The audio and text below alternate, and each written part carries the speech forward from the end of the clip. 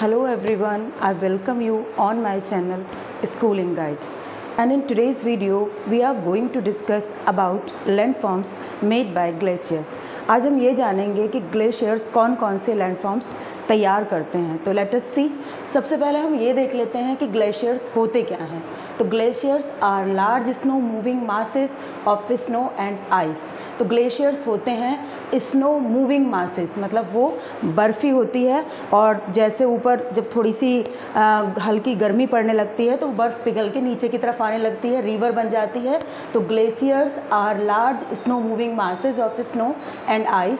They are also known as river of ice. उसको आप river of ice भी कह सकते हैं, क्योंकि जो पहाड़ होते हैं उनके ऊपर बहुत ज़्यादा एक्सट्रीम विंटर होने की वजह से, बहुत ज़्यादा ठंड होने की वजह से बर्फ़ की एक लेयर जम जाती है और वो धीरे धीरे फिर पिघलने लगती है। तो उसको हम क्या कह सकते हैं, snow of river of ice, क्योंकि वो पिघल के धीरे धीरे फिर नीचे आती है।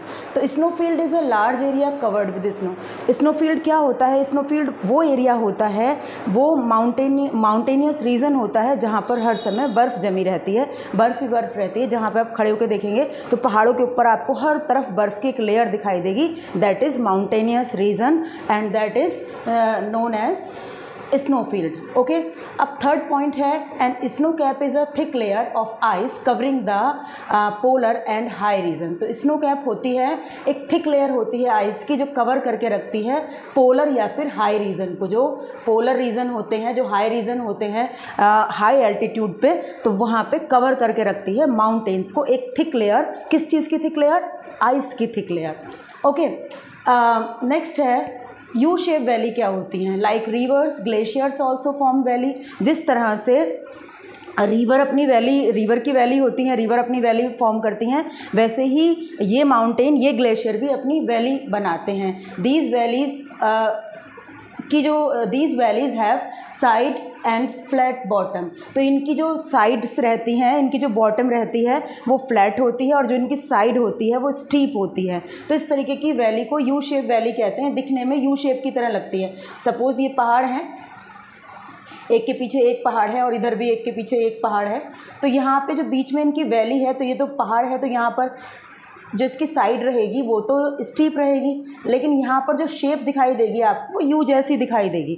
तो इसीलिए this is called U shape valley. तो ये जो वैली बनाते हैं ये वाले ग्लेशियर, तो इसको यू शेप वैली कहा जाता है। इसकी शेप यू की तरह होती है। It resemble like the letter you.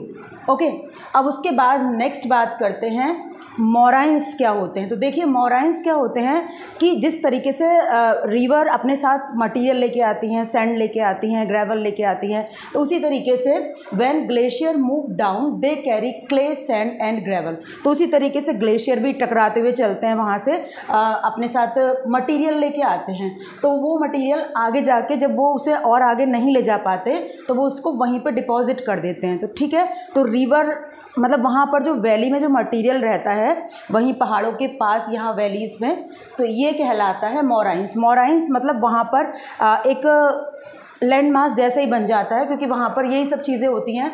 वहाँ पर डिपॉजिट रहता है क्ले का, सैंड का, ग्रेवल का, बाउल्डर्स होते हैं मतलब पत्थर के टुकड़े, तो ये सब का वहाँ पर एक ढेर बन जाता है, एक लैंड मास जैसा बन जाता है, तो उसको बोलते हैं मोराइंस।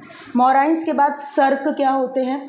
तो सर्क देखिए क्या होते हैं, जब पूरे के पूरे बर्फ़ के पहाड़, यानी कि deep hollow on the mountain, ये सर्क होता है, deep hollow in the mountain. जब नीचे से बर्फ़ के पूरे बड़े बड़े पीसेस चलते हैं पिघलने के बाद, तो वो जिन चीज़ों से टकराते हैं तो वहाँ पे एक गड्ढा जैसा बन जाता है। कई बारी एक कप की तरह ऐसे गड्ढा बन जाता है, ठीक है। तो वो जो गड्ढा है फिर क्या होता है, जब बर्फ़ पिघलती है तो उसके अंदर पानी भर जाता है। तो सर्क ये होता है और इसमें एक टर्न बन जाती है, यानी कि ग्लेसिकल लेक बन जाती है, एक झील बन जाती है वहाँ पर। तो बहुत सुंदर झील बनती है ये। तो इसको बोलते हैं, सर्क का मतलब होता है deep hollow on the mountain. They are cirque when ice melt they filled with water and form glacial lake. तो जब जो है बर्फ़ मेल्ट हो जाती है तो वहाँ पर इनके अंदर पानी भर जाता है और ये बहुत सुंदर ग्लेसिकल लेक बनाते हैं। अब आइसबर्ग, आपको पता ही है आइसबर्ग क्या होता है। आइसबर्ग पीसेज ऑफ आइस जो ब्रेक ऑफ हो जाते हैं, ग्लेशियर से टूटते हैं वो, ठीक है। वो ग्लेशियर के टुकड़े होते हैं, ग्लेशियर से टूटते हैं, तो उसको बोलते हैं आइसबर्ग। तो आइसबर्ग छोटे बड़े हर साइज़ के, किसी भी साइज़ के आइसबर्ग हो सकते हैं। तो ये बात हो गई पूरी ग्लेशियर की, ठीक है। अब ग्लेशियर के बाद थोड़ा सा और देख लेते हैं। ग्लेशियर के बाद हम पढ़ लेते हैं थोड़ा सा about landform made bye winds. Winds कौन कौन से लैंडफॉर्म बनाती हैं। देखिए विंड्स भी बहुत पावरफुल होती हैं और विंड्स जब ब्लो करती हैं, जब चलती हैं तो अपने साथ मिट्टी, अपने साथ सैंड, अपने साथ सॉइल, और वो सॉइल कई बारी बहुत ज़्यादा कोर्स होती है, कई बारी बहुत ज़्यादा खुरदरी होती है। तो वो जिस चीज़ से टकराती है, जिस पत्थर से टकराती है, तो धीरे धीरे उसकी शेप चेंज कर देती है, ठीक है। तो वो भी एक ना एक लैंडफॉर्म बनाते हैं। तो वो कौन कौन से लैंडफॉर्म बनाते हैं तो चलिए देखते हैं। तो सबसे पहले बात करते हैं मशरूम रॉक की। तो मशरूम रॉक क्या होता है। मशरूम रॉक एक मशरूम के जैसा एक रॉक होता है, इस तरह से जैसे मशरूम दिखाई देता है तो इस तरीके का एक रॉक होता है। तो अब ये कैसे बनता है। In desert there is hardly any vegetation. जहाँ पर जो डेजर्ट एरिया होता है तो वहाँ पर मुश्किल से कोई वेजिटेशन पाई जाती है। सो विंड ब्लो फ्रीली। तो इसलिए जो हवाएं हैं वहाँ पर फ्री होकर चलती हैं, उन्हें कोई पेड़ नहीं होते वहाँ पर रोकने के लिए, आराम से फ्री होकर चलती हैं। When strong wind feed with coarse sand particles. जब हवाएं जो हैं चलती हैं और वो कोर्स पार्टिकल से टकराती हैं सैंड के, तो क्या करती हैं, strike the surface of a rock. तो उस रेते को सरफेस ऑफ द रॉक यानी कि जो रॉक की सतह होती है उस पर मतलब हिट करती हैं, उसको मारती हैं वहाँ पर। इट गेट इरोडेड, और उससे ये कट जाता है। यानी कि ये पहले ऐसा नहीं था, ये पहले ऐसा था और उसके बाद कटने के बाद जब हवा ने इस पर यहाँ से हिट किया, हवा ने इसको यहाँ से करा, तो ये धीरे धीरे कटता गया। फिर क्योंकि हवा हर डायरेक्शन में चलती है, फिर उसने इसे यहाँ से करा, पीछे से करा, हर तरफ से करा, तो इसकी शेप यहाँ से इस तरह की हो गई और ऊपर वाला पार्ट ऐसे रह गया, ठीक है। तो इस तरीके से बनते हैं। The base of the rock is eroded more than top. Top की बजाय जो उसका बेस होता है वो ज़्यादा इरोड कर दिया जाता है, तो ये मशरूम रॉक बन जाते हैं, ठीक है। ये रॉक आपको सहारा डेजर्ट जो कि अफ्रीका में है वहाँ पे बहुत कॉमनली देखने के लिए मिल जाएंगे। तो these rocks are called mushroom rocks. दूसरा सैंड दून्स बनाते हैं। तो सैंड दून्स क्या होते हैं। व्हेन कोर्स पार्टिकल, कोर्स का मतलब होता है खुरदरे, कठोर, तो coarse particle are deposited in the form of hillock. जब रेते के या सैंड के कोर्स पार्टिकल जो है इस तरीके से उनके ढेर लगा दिए जाते हैं, ठीक है, they are called sand dune. तो उनको सैंड दून बोलते हैं। A sand dune is a low hill of sand. ये क्या होता है, एक लो हिल होता है सैंड का, सैंड की पहाड़ियाँ होती हैं ये, ठीक है। A crescent shape sand dune is called a barchan. तो जो एक चंद्रमा जैसा, इस तरीके का चंद्रमा जैसा जो एक हिल होता है या एक हिलॉक होती है उसको बार्चन कहते हैं। और ये आपका सहारा डेजर्ट में पाया जाता है। Sorry, if you visit in Thar desert, अगर आप थार डेजर्ट में जाओगे तो ये आपको थार डेजर्ट में देखने के लिए मिल जाएगा, इंडिया में देखने के लिए मिल जाएगा, राजस्थान में। तो ये आपको, इनको कहते हैं बार्चन। तो बार्चन की बात हो गई। बार्चन के बाद हम बात करते हैं लॉयस क्या होती है।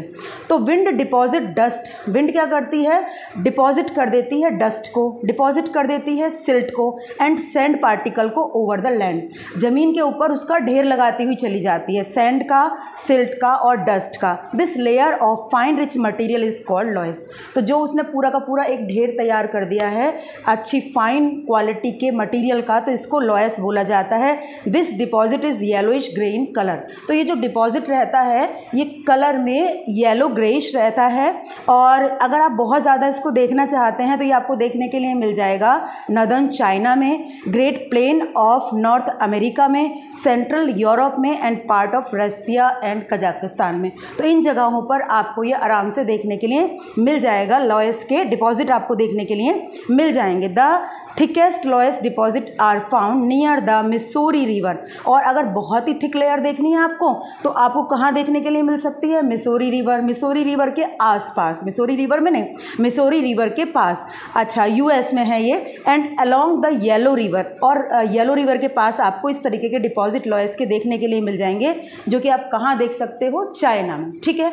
तो इस तरीके से ये टॉपिक होता है यहाँ पर ओवर। और इसके बाद हमारा नेक्स्ट टॉपिक है, नेक्स्ट टॉपिक में हम पढ़ने वाले हैं landform made by sea waves. लेकिन उसके पहले एक और बचता है, तो एक है ये जो रेगिस्तान में बनता है, ओएसिस। ओसिस क्या होता है? ओसिस के बारे में जानते हैं। ओसिस होता है रेगिस्तान में एक पानी का एक तालाब जैसा रहता है। तो देखिए कैसे बनता है। तो when a lot of sand and soil is blown away by wind and desert. When a lot of sand, जब बहुत सारी सैंड और सॉइल ब्लो कर ली जाती है डेजर्ट में विंड के द्वारा, इट फॉर्म्स अ डिप्रेशन। तो यहाँ पर एक गड्ढा बन जाता है। जब वहाँ से बहुत सारी सैंड और सॉइल हटा दी जाती है तो वहाँ पे गड्ढा बन जाता है। When this depression become deep, जब ये ज़्यादा गहरा हो जाता है गड्ढा, the ground water often seeps out and fill it. तो ग्राउंड का जो वाटर होता है वो इसमें खुद आ जाता है नीचे से, सीप्स आउट एंड फिल इट। तो पानी आ जाता है और इसको फिल कर देता है। This water fill depression called a oasis. और ये पानी का जो डिप्रेशन रहता है इसको क्या बोलते हैं?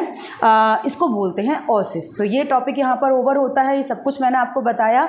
And in next video we are going to read about landforms made by sea waves. तो उसमें आएगा आपका सी क्लिफ कैसे बनते हैं, सी आर्च, बेस कैसे बनती हैं, उसके बाद बीच पढ़ेंगे, लगून्स पढ़ेंगे, सी केव्स पढ़ेंगे। काफ़ी लंबा टॉपिक है और कल हमारा ये चैप्टर हो जाएगा ओवर। और उसके बाद लेंगे हम कोई नया topic, may be history, may be civics, may be geography. ठीक है, अगर आपको कुछ स्पेशल चाहिए तो प्लीज़ आप मुझे कमेंट बॉक्स में लिख के बताइएगा कि मैम ये वाला चैप्टर पढ़ा दीजिए, तो हम वो वाला चैप्टर स्पेसिफिकली ले लेंगे। तो ये यहाँ पे होता है एंड। और उसके बाद मिलेंगे कल एक नई वीडियो के साथ और एक नए टॉपिक के साथ। Thank you everyone.